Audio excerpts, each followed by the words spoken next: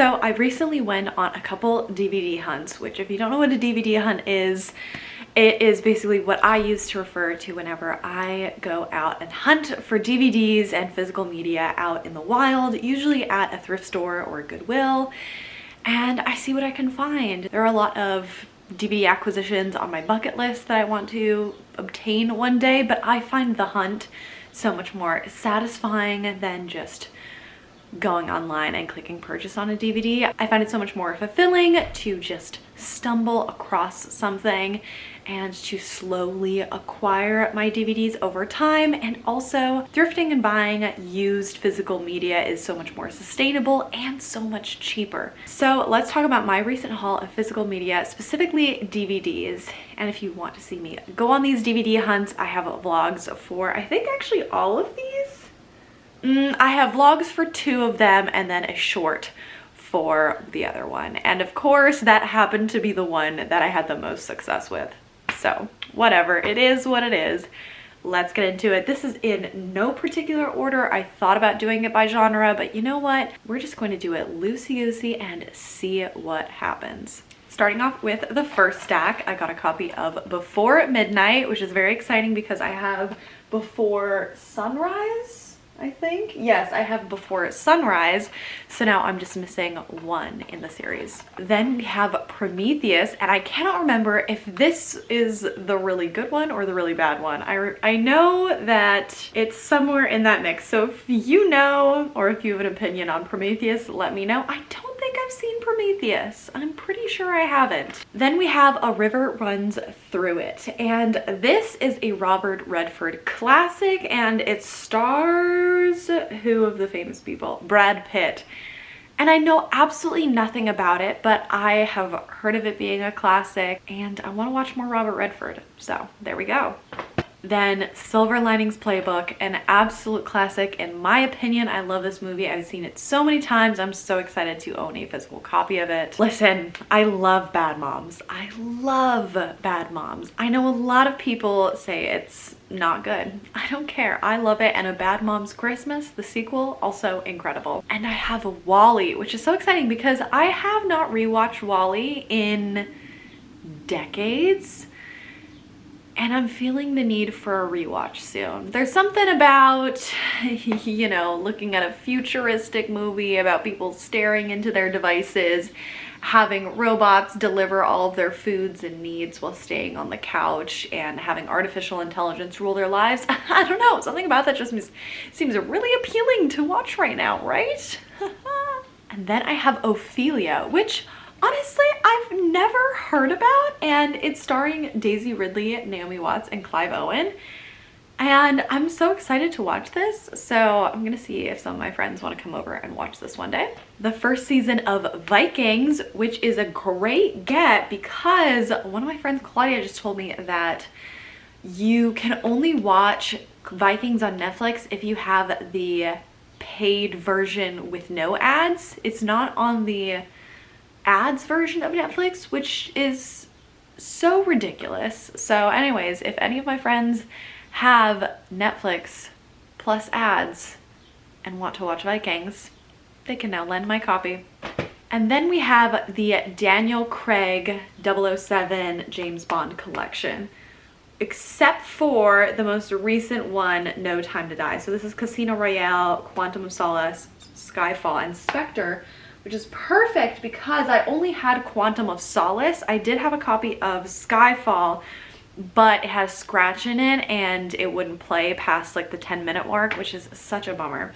So now I have this collection and oh, you can see it. Okay, these 3 are my 007 James Bond Ultimate Edition collection.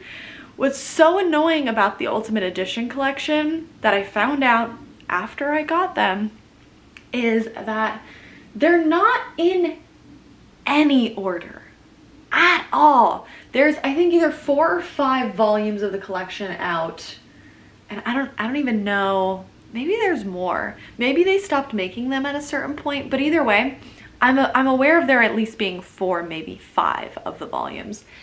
And they're not organized by a specific Bond, not by era of Bond, not by timeline. It is just a random mishmash of Bonds.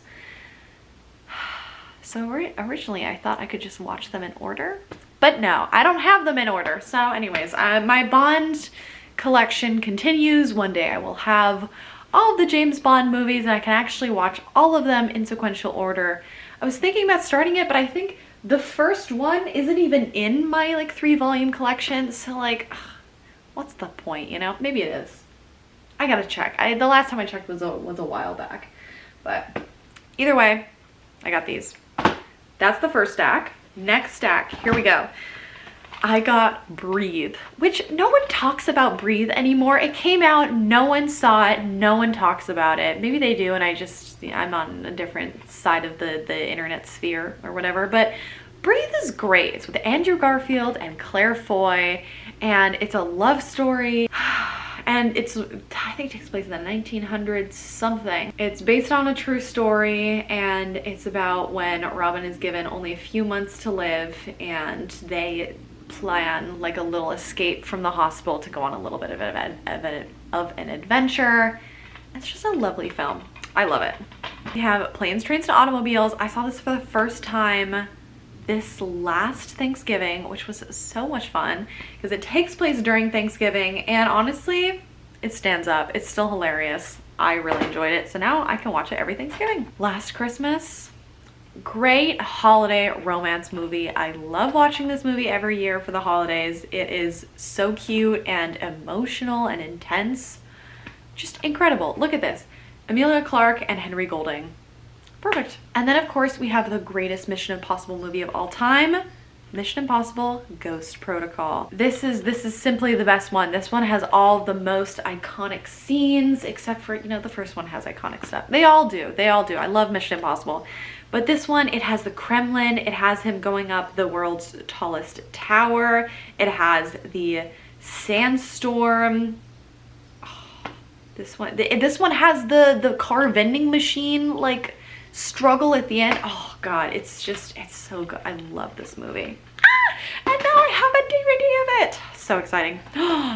The Artist. Come on, who remembers The Artist? When did this come out? Was it 2012, 2010? Somewhere around there. 2011. Okay. The 2012 Oscars. This won a ton of Oscars awards, as it says like on here. And it was, you know, one of the only really modern black and white silent films, and it's incredible. So loved this one. That one got me into, you know, watching some more actual classic films from the silent era. So much fun. Then we have this random stack, this is basically just the stack of movies that are on my up next list that I've kept separate from everything else, and I've slowly, this stack has dwindled down because I basically just took some of the recent DVD acquisitions, put it into a stack of ones that I really wanted to prioritize watching next, and I've just been slowly taking movies off of that list. So we have Begin Again. I don't remember what the plot of this is at all. I think it's just like a fun romance movie. It has Mark Ruffalo, Keira Knightley, Adam Levine. It's a messy little romance. Incredible. Everything I've ever wanted. Oh, this one I've been really excited about. Kate and Leopold. This is one of those out of time movies where it's Meg Ryan and Hugh Jackman. Incredible. And I think Hugh Jackman is, yes, a 19th century bachelor who suddenly appears in the 21st century and it sparks a romance with a modern woman. There's a good possibility that there are some problematic things in this, but there's only one way to find out. Seriously Romantic and Darn Funny. And I guess a Golden Globe Award winner for the best song, Until by Sting. Great. Love to see it. Then we have Stepmom or Stepmoms? No, Stepmom. And this is a Blockbuster copy, which there's always just an extra sparkle that lights in my heart whenever I get my hands on a old Blockbuster copy of a DVD. It's just so lovely. This one was from 2007. Incredible. And this just looks like a fun, well, I don't know if fun's the right word, but a dramatic and emotional movie with the moms, you know? Julia Roberts, Susan Sarandon, and Ed Harris. Looks great. And then last on this stack of up next movies is Hotel Rwanda with Don Cheadle. This one has received so much acclaim and I have never seen it. I know all about it. I know it's all about the Rwandan genocide and I've heard really great things about it and I still have not seen it. So I hope to watch this in the next few weeks. Then we take a short interlude to talk about 2 VHS copies that I acquired. One is Roman Holiday with Audrey Hepburn and Gregory Peck. I do love this movie and now I have it on VHS. And then Apollo 13, which I didn't realize Apollo 13 was from 95. I thought it was at least from the 2000s, but I have not seen Apollo 13 either, so can't wait to watch that on VHS. All right, now we continue with the biggest stack, which was of course the ones I acquired when I wasn't vlogging, but I did do a short on that one, which should be out by now. We're out soon. Stay tuned. So we have Hotel Mumbai, which this is of course with Dev Patel and with Armie Hammer. I had not seen this movie until about a week or 2 ago. Loved it. This movie is incredible. And it's based off a true story, which I wasn't sure if it was based off a true story or if it was completely fictional. No, based off a true story that happened in Mumbai at the Taj Hotel. I also recently watched this one, which is Shutter Island with Leonardo DiCaprio, and this one is directed by Martin Scorsese. And I did not know what I was in for with this movie. Wow, oh my god, this was so exciting, so intense, so many twists and turns that I wasn't expecting. Oh my god, I knew nothing about this going in. Incredible experience. Highly recommend. Don't look anything up about it. Just know that it is a guy going to a kind of Alcatraz-esque prison island and trying to find out some information. That's it. That's all you need to know. Don't know anymore. Oh, incredible film. That same night I watched The Stepford Wives. Different vibe entirely. This one's with Nicole Kidman and, oh yeah, Matthew Broderick, Bette Midler, Christopher Walken, Faith Hill, and Glenn Close. What a cast. This is like a really New England, wealthy, white town, and there's something weird going on. And all of these like rich, white blonde women move to this town with their husbands, and they're all a little weird. But like more than you would think, more than you would expect based off that description. And there's something happening kind of behind the scenes, and it is wild. Definitely a wild fun time to see that one. I finally got the last Jason Bourne movie that I had been missing, and it's so funny because I have a list on my phone of my entire DVD collection, which I know I'm missing a couple from, which is so annoying because that means I'm gonna have to go through the entire collection to check which ones are the ones that are missing. But it's fine. That's a problem for at some point in the future. Anyways, I always knew there was one Jason Bourne movie I was missing because I have Bourne Identity, Bourne Supremacy, Bourne Ultimatum, and Bourne Legacy. I knew there was another one. There was another one in this mix that I did not have, and that was Jason Bourne, which I believe is the last of the Matt Damon franchise. Is that correct? It looks like it, yeah. And then, you know, Jeremy Renner took on the cape somehow for like 1 year. I don't know. I don't remember how this one tied in, but I did rewatch the first 3 years ago when I got these originally, and now I need to rewatch them again so I can realize how these two tie in to the series. I also got Lawrence of Arabia. I've heard so many things about Lawrence of Arabia, how incredible it is and how you need to watch it on the big screen. I don't have the big screen, but I've got a pretty big screen, so I feel like my TV will suffice. But there's always jokes about people watching Lawrence of Arabia on their phones or on a flight, and it really doesn't do the movie justice. So I saw a copy and I'm excited to give it a go. 127 hours with James Franco. This film is incredible. I don't know, I think I'm getting close to a rewatch. I think it's time. I think it's been at least 10 years since I saw it, and now I have a copy. So like perfect timing. Let's do it. I also have, what is this? Is this a show? Yeah, the first season of Victoria, which stars Jenna Coleman, and I've been meaning to watch this for a long time, but it's on PBS Masterpiece, and I don't have a PBS Masterpiece subscription right now. So bam, I don't need one. Incredible. And I got a copy of Casablanca. I just watched this on Valentine's Day for the first time ever when it was re-released in cinemas. Great movie, incredible movie. So glad I got to watch it in a movie theater.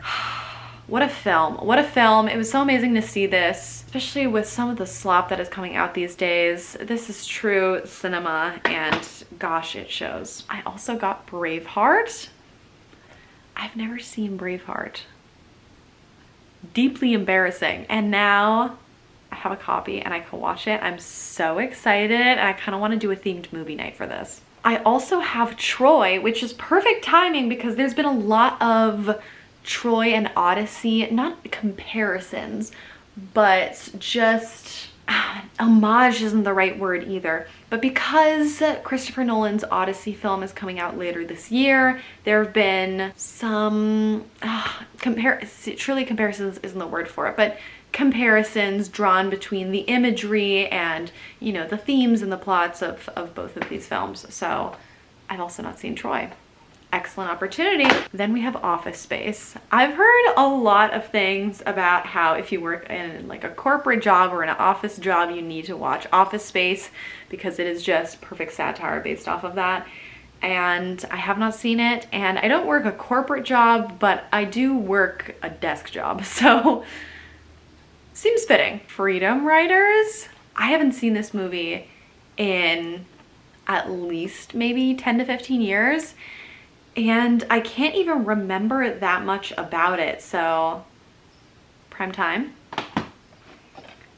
I got the original Charlie's Angels. I don't think I've seen this one. I think I've seen Charlie's Angels Full Throttle, but either way, it's been so long, and I've been meaning to watch the original for a while. So who remembers The Italian Job? You probably don't remember The Italian Job, but you probably remember the scene with the Mini Coopers racing through this old like Italian house, because what else do we think of when we think of Mini Coopers? It is The Italian Job. Then we have Notting Hill, which is also one of those like classic rom-com movies. It's Julia Roberts and Hugh Grant, and I've never seen it. Perfect opportunity. I also got Table 19, and I watched this and I didn't love it. So I have this part of my collection now. Maybe I'll unhaul it at some point. It was just lackluster. It had such an interesting concept about this like table of all of the random leftover people at a wedding that didn't fit into the other groupings of tables, and about all of their different reasons for going to this wedding and all the different things that they were struggling with, and how this wedding night just really like went off the rails at some point, and how they're kind of trying to save it and bringing it back. And it was not good. The execution was poor at best. I got a Blu-ray copy of Inception. Listen, I already have a copy of Inception, but I don't have a Blu-ray copy of Inception, so I can unhaul the other one in favor of my Blu-ray. Also, there are so many exciting extra features coming with the Blu-ray disc, so deeply worth it. I made the choice to get the Blu-ray edition of Jurassic World. I'm still unsure about this choice. It was $3. I don't know, but this is the first one in the like rebooted or continuation of the series. I did enjoy this one. Since then, it's really gone downhill, but I did like this one. I did think this was fun. So you know what? No, I don't have any regrets. Am I ashamed? A little bit, but it's okay. And then the last movie we have to talk about today is Spy. This is with Melissa McCarthy and Jason Statham, Rose Byrne, and Jude Law. This is a funny movie. I have a great time laughing at this movie. It's a great comedy. Very pleased with my purchase there. So those were all of the DVDs and 2 VHSs that I bought. How many are there? Let's see. So that is a total of 37 DVDs and 2 VHSs. So almost 42 copies of physical media, which is so exciting. All of these I got for between 99 cents to $2.99. There are a couple that were a little bit more expensive. Most of those I either got at a local physical media store or at Goodwill, and then there's a different like CD DVD store that I got some of the other used ones, which was a little bit more expensive. So for those it was between $5 to $10. I think the only $10 one was the Daniel Craig 007 collection, which has 4 DVDs. So very much worth it. Quite a mix. We don't need to do the math on how much all of this was together. This was from either 3 or 4 separate DVD hunts over the last like maybe 2 months. So overall, solid hunting.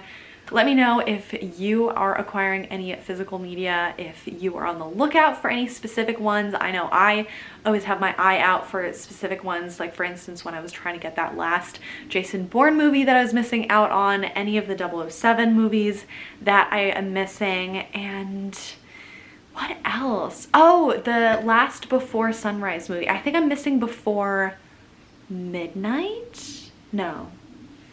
Did I just get Before Midnight? Hang on. Oh, I just got Before Midnight. I think I'm missing Before Sunset. Yes, I'm missing Before Sunset. So those are the ones that kind of immediately come to mind that I'm really keeping my eye out for, but there's so many more. So thank you so much for watching. Make sure to follow my Letterboxd account down below, where I am constantly updating what I'm watching, my reviews, my to watch list, and all my different lists, categorizing different subgenres, different movie vibes.